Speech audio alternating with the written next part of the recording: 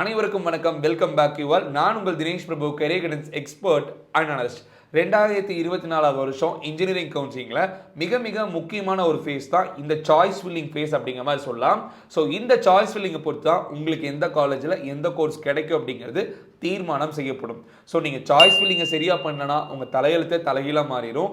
நிறையா மாணவர்கள் நல்ல கட் ஆஃப் மார்க் எடுத்துகிட்டு சின்ன சின்ன மிஸ்டேக்கில் அவங்களுக்கு விருப்பமில்லாத கோர்ஸை விருப்பமில்லாத காலேஜில் தெரியாமல் ஒரு ஆப்ஷன் முன்னாடி கொடுத்தனால அதே காலேஜில் சீட் அலாட்மெண்ட் வந்து அங்கே படிக்கிற நிலைமையும் வந்திருக்கு. ஒரு சில பேர் சாய்ஸ் ஃபில்லிங் தப்பாக பண்ணிட்டு இந்த ரவுண்டில் வேணாம், நான் அடுத்தடுத்த ரவுண்டில் அட்டன் பண்ணிக்கிறேன்னு சொல்லிட்டு அவங்களுக்கு மிகப்பெரிய வாய்ப்புகளை மிஸ் பண்ணிட்டு அடுத்த ரவுண்டு போன விஷயங்களும் வருஷம் நடந்துட்டு தான் இருக்கு. இந்த வருஷம் சாய்ஸ் ஃபில்லிங் பண்ண போகிற மாணவனாக நீங்கள் இருந்தால் தயவு செஞ்சு இந்த வீடியோ மேக்ஸிமம் ஃப்ரெண்ட்ஸுக்கு ஷேர் பண்ணி விடுங்க. சாய்ஸ் ஃபில்லிங்கில் ஆரம்பித்து சீட் அலாட்மெண்ட் பண்ணி ஃபீஸ் பே பண்ணுற வரைக்கும் என்னென்ன ப்ராசஸ் எல்லாம் இருக்குது, என்னென்ன மிஸ்டேக்ஸை நீங்கள் பண்ண முடியும், அந்த மிஸ்டேக்ஸ் எப்படி நீங்கள் தவிர்க்கலாம் அப்படிங்கிறது தான் மிக முக்கியமாக நம்ம பேச போகிறோம். வீடியோவை பார்த்துட்டு இருக்கீங்கன்னா லைக் பண்ணி விடுங்க, நிறையா மாணவர்களுக்கு போய் சேரட்டும். ஃபர்ஸ்ட் மிஸ்டேக்காக இந்த சாய்ஸ் ஃபில்லிங்கில் நீங்கள் அதிகமான தப்பு எங்கே தெரியுமா நடக்குது? ஸ்டூடெண்ட்ஸ் அண்ட் பேரண்ட்ஸ் மொபைல் ஃபோனில் இந்த சாய்ஸ் ஃபில்லிங் பண்ணும்போது நீங்கள் நிறைய தப்புகளை பண்ணுறீங்க. ஒன்றும் இல்லை, 2023 வருஷம் லாஸ்ட் இயர் நல்ல கட் ஆஃப், அதாவது 194 இன்ஜினியரிங் கட் ஆஃப் மார்க்கில் கிட்டத்தட்ட அந்த மாணவன் ஒரு 150 சாய்ஸஸாக பண்ணுறாரு. ஸ்கோர் பண்ணும்போது, அதாவது கீழே இருந்து மேலே ஆப்ஷனை தூக்கும் போது அவர் சரியா பார்க்காம கீழே இருக்கிற ஒன்றை நல்லா அழுத்தி பிடிச்சி மேலே கொண்டு வந்து ஸ்க்ரோல் பண்ணியிருக்காரு. இதான் மொபைல் ஃபோன்னா நம்ம இப்படி ஸ்க்ரோல் பண்ணால் தானே கீழே என்னென்ன சாய்ஸஸ் இருக்குன்னு நம்மளால் பார்க்க முடியும். அப்போ ஸ்க்ரோல் பண்ணிட்டு இருக்கும்போது கீழே இருக்கிற சாய்ஸஸ் நல்லா அழுத்தி பிடிச்சி மேலே தள்ளனால கீழே இருக்கிறது மேலே போயிடுச்சு. ஸோ கிட்டத்தட்ட 80வது சாய்ஸாக இருந்தது 60வது சாய்ஸாக மாறி அவருக்கு அந்த 60வது சாய்ஸ் அலாட் ஆயிடுச்சு. இதனால் 194 கட் ஆஃப் மார்க் வச்சிருந்த ஸ்டூடெண்ட்டு அலாட் ஆன சீட் வெறும் 180 கட் ஆஃப்க்கு என்ன காலேஜில் என்ன சீட் அலாட் ஆகுமோ அதுதான் அலாட் ஆச்சு. ஸோ மொபைல் ஃபோனை கட்டாயமாக நீங்கள் ரிமூவ் பண்ணிடுங்க. மொபைல் ஃபோனில் நீங்கள் சாய்ஸ் ஃபில்லிங் பண்ணாதீங்க. சாய்ஸ் ஃபில்லிங் பண்ணுறதுக்கு பர்ஃபெக்டான ஒரு சில மெட்டீரியல்ஸ் தான் கட்டாயமாக பிசி ஆர் லேப்டாப், அதாவது நீங்கள் பர்சனல் கம்ப்யூட்டர் யூஸ் பண்ணால் பெட்டராக இருக்கும், இல்லை லேப்டாப் யூஸ் பண்ணால் பெட்டராக இருக்கும். மவுஸ் அப்படிங்கிறது ரொம்ப ரொம்ப இம்பார்ட்டன்ட். மவுஸ் வச்சு நீங்கள் சாய்ஸ் ஃபில்லிங் பண்ணுங்கள். சாய்ஸ் ஃபில்லிங் பண்ணதுக்கப்புறமா அதை டவுன்லோட் பண்ணி பார்த்து வெரிஃபை பண்ணதுக்கப்புறமா நீங்கள் லாக் பண்ணால் போதும். இதில் மிக முக்கியமான விஷயமா ஸ்டூடெண்ட்ஸ் அண்ட் பேரண்ட்ஸ் உங்கள் டேட் ஆஃப் கவுன்சிலிங்கை நீங்கள் நோட் பண்ணி வச்சுக்கோங்க. உங்கள் வீட்டில் எத்தனை கேலண்டர் இருக்கோ அந்த கேலண்டரெல்லாம் நோட் பண்ணிக்கோங்க. தொடர்ந்து உங்கள் டேட்ஸை மைண்டில் வச்சுக்கோங்க. ஃபர்ஸ்ட் ரவுண்ட் மாணவனா உங்களுக்கு எப்பெல்லாம் சாய்ஸ் ஃபில்லிங் ஓப்பன் ஆகுது, இந்த 3 நாளில் நீங்கள் சாய்ஸ் ஃபில்லிங் பண்ண போகிறீங்க. அப்போ இந்த 3 நாளும் மிக மிக முக்கியமான டேட்ஸ். அதே மாதிரி ரவுண்டு 2 இந்த 3 நாள் உங்களுக்கு ரொம்ப ரொம்ப முக்கியமான டைம். ரவுண்டு 3 இந்த 3 நாள் உங்களுக்கு முக்கியமான டைம். இந்த டைமை நீங்கள் நோட் பண்ணி வச்சுக்கணும். பிகாஸ் இந்த 3 நாளில் காலையில் டே 1ல் காலையில் 10 மணிக்கு சாய்ஸ் ஃபில்லிங் ஓப்பன் பண்ணாங்கன்னா டே 3 ஈவினிங் 5 மணிக்கு சாய்ஸ் ஃபில்லிங் க்ளோஸ் ஆகிடும். ஒரு சில மாணவர்கள் எந்த ஒரு சாய்ஸ் ஃபில்லிங்கும் பண்ணலைன்னு வச்சுக்கோங்களேன், டிஎஃப்சி சென்டர்லேருந்து மேக்ஸிமம் 30 to 40% ஆஃப் ஸ்டூடெண்ட்ஸ்க்கு கால் பண்ணி நீங்கள் சாய்ஸ் ஃபில்லிங் பண்ணாமல் இருக்கீங்க. இது வந்து எக்ஸ்ட்ரா டைம் தருவாங்க, ஒரு சில டைம் தருவாங்க. அதாவது 5 மணிக்கு சாய்ஸ் ஃபில்லிங் க்ளோஸ் ஆயிடும். வெப்சைட்டை ஓப்பன் பண்ணுறீங்க, இமெயில் ஐடி பாஸ்வேர்டை கொடுக்குறீங்க, லாகின் பட்டனை கிளிக் பண்ணுறீங்க, என்னென்ன காலேஜில் என்னென்ன கோர்ஸ் இருக்குது அப்படிங்கிறத நீங்கள் ஸ்வைப் பண்ணி பார்த்துக்கிட்டே வர முடியும். வேணுங்கிற கோர்ஸை நீங்கள் கிளிக் பண்ணிங்கன்னா உங்கள் பேஜில் போய் ஆட் ஆயிரும். அதை நீங்கள் அடுத்தடுத்த பேஜில் பார்த்துக்க முடியும். அது ஓப்பன் ஆனோடனே டெமோ உங்களுக்கு காட்டுறேன், அப்போ நீங்கள் புரிஞ்சுப்பீங்க. So dates of counselling note பண்ணி வச்சுக்கிட்டு அந்த டேட்டுக்கு நீங்கள் தான் லாகின் பண்ணி பார்க்கணும். டைம் 5 மணிக்குள்ளே முடிஞ்சிடும். 3வது நாள் ஈவினிங் 5 மணியோட சாய்ஸ் ஃபில்லிங் முடிஞ்சிடும்.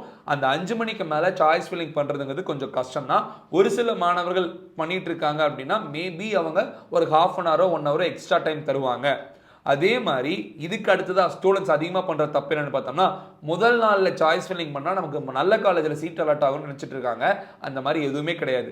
3 நாள் சாய்ஸ் ஃபில்லிங்கில் நீங்கள் எப்போ சாய்ஸ் ஃபில்லிங் பண்ணாலுமே உங்கள் கட் ஆஃப் மார்க்குக்கு என்ன சீட் அலாட் ஆகுமோ அதுதான் சிஸ்டம் அலாட் பண்ணுமோ தவிர, நீங்கள் முன்னாடியே சாய்ஸ் ஃபில்லிங் பேஜ் ஓப்பன் பண்ணிட்டீங்க, டே 1லேயே நீங்கள் சாய்ஸ் ஃபில்லிங் பண்ணிட்டீங்க, டே 2ல் சாய்ஸ் ஃபில்லிங் பண்ணனால உங்களுக்கு லேட்டாக பண்ணுவோம், டே 3ல் நீங்கள் சாய்ஸ் ஃபில்லிங் பண்ணனால ரொம்ப சுமாரான காலேஜ் தான் உங்களுக்கு கொடுப்போம், இந்த மாதிரி கான்செப்டே கிடையாது.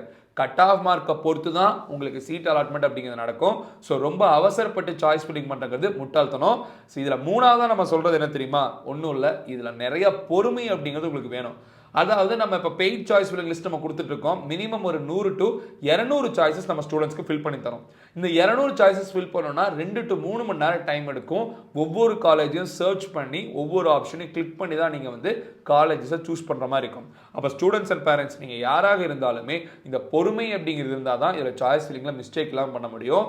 நீங்கள் டைப் பண்ணும்போது ஆல்ரெடி சொல்லியிருக்கேன் இல்லையா, 2721 கவுன்சிலிங் கோட், 2712 கவுன்சிலிங் கோட். வேகமாக டைப் பண்ணும்போது நம்பரை மாற்றி போட்டு டக்குன்னு பண்ணணும், டைம் ஆயிடுச்சுன்னு ரொம்ப அவசரமாக பண்ணிங்கன்னா மிஸ்டேக்ஸ் நிறையா நடக்கும். அதை தயவு செஞ்சு பண்ணாதீங்க. அதுக்கடுத்து தான் நம்ம சொல்கிறது என்னென்னு பார்த்தோம்னா, 3 நாள் கவுன்சிலிங்கில் எந்த டேட்டில் நம்ம இந்த நாளில் கவுன்சிலிங் ஸ்டார்ட் பண்ணால் கரெக்டாக இருக்கும், சாய்ஸ் ஃபில்லிங் பண்ணால் கரெக்டாக இருக்கும்னு கேட்டிங்கன்னா, டே 1 அப்படிங்கிறது சாய்ஸ் ஃபில்லிங்கு கரெக்டான டைமே கிடையாது. பிகாஸ் டே 1 அப்படிங்கிறது எந்தெந்த காலேஜில் என்னென்ன சீட் இருக்குது அப்படிங்கிறத நீங்கள் ஃபஸ்ட்டு அனலைஸ் பண்ணணும். புதிதாக எந்தெந்த காலேஜில் என்னென்ன சீட்டை கொண்டு வந்திருக்காங்க அப்படிங்கிற நீங்கள் தெரிஞ்சுக்கணும். டே 1ல் ரொம்ப high cut off students already list prepare பண்ணி வச்சுட்டிங்கன்னா டே 1லேருந்து நீங்கள் சாய்ஸ் ஃபில்லிங் பண்ண ஆரம்பிச்சிடலாம். பட் ரவுண்ட் 2 அண்ட் ரவுண்ட் 3 ஸ்டூடெண்ட்ஸ்க்கு டே 1 சாய்ஸ் ஃபில்லிங் பண்ணவே கூடாது. டே 2 அண்ட் டே 3 தான் நீங்கள் சாய்ஸ் ஃபில்லிங் பண்ணணும். ஏன் சார் அப்படி சொல்கிறீங்க? அதாவது ரவுண்டு 1ல் 179 கட் ஆஃப் வரைக்கும் இருக்கிற மாணவர்கள் சீட்ஸை எடுத்துருவாங்க. அது எடுத்தது போக மீதம் இருக்கிற சீட்ஸ் தான் வந்து ரவுண்டு 2க்கும் ரவுண்டு 3க்கும் கொடுப்பாங்க. அப்போது அது எந்தெந்த டாப் காலேஜில் ஒரு சில சீட்ஸ் வேகன்சி இருக்கான்னு நீங்கள் பார்க்கணும். சாய்ஸ் ஃபில்லிங் பண்ணும்போது உங்களோட இமெயில் ஐடி பாஸ்வேர்டை நீங்கள் தெரியாத தேர்ட் பார்ட்டிஸ்க்கு நிறையா பேருக்கு சென்ட் பண்ணிட்டு இருக்கீங்க. நிறையா பேர் சொன்னாங்க.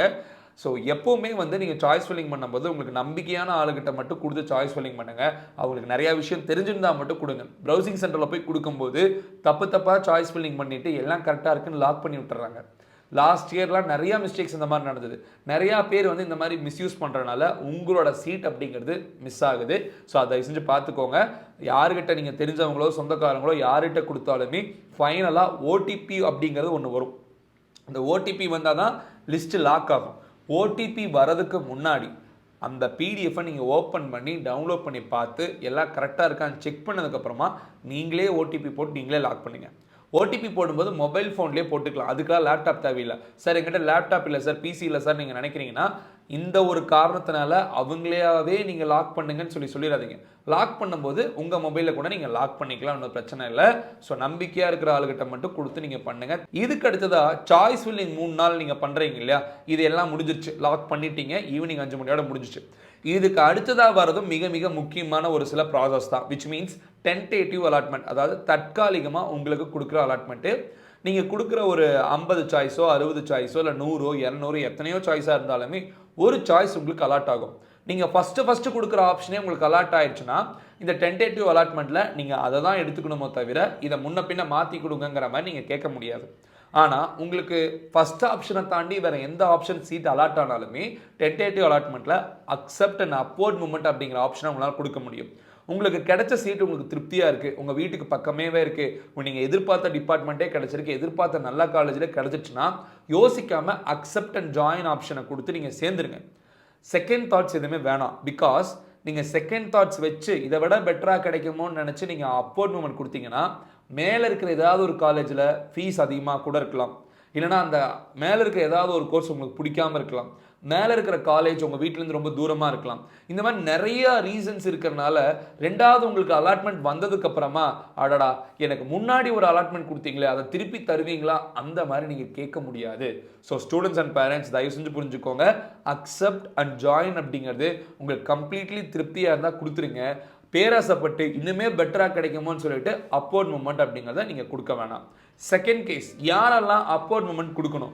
மிக முக்கியமான விஷயம், கிடைச்சதை விட இன்னும் பெட்டராக இருந்தால் நல்லா இருக்கும், இதுக்கு மேலே நான் கொடுத்துருக்க ஆப்ஷன்ஸ் எல்லாமே எனக்கு ஓகே, இதுதான் இம்பார்ட்டண்ட்டு. உங்களுக்கு கிடைச்ச சீட்டு வந்து ஆப்ஷன் நம்பர் 10ன்னு வச்சுக்கலாமே, மேலே 9 சாய்ஸஸ் கொடுத்துருக்கீங்க. அந்த 9 சாய்ஸஸில் எது கிடைச்சாலும் எனக்கு ரொம்ப ரொம்ப ஹாப்பிங்க.